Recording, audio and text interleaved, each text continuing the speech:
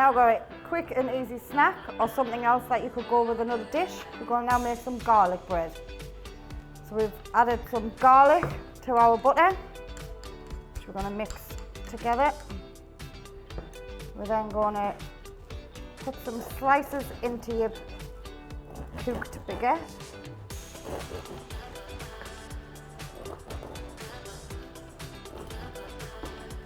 And we're going to stuff your garlic butter in between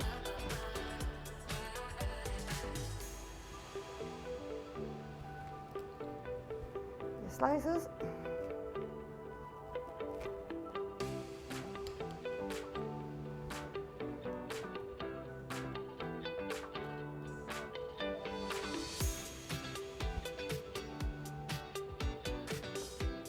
Quick and simple.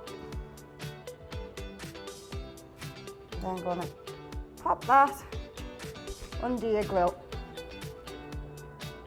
Just enough to melt your butter.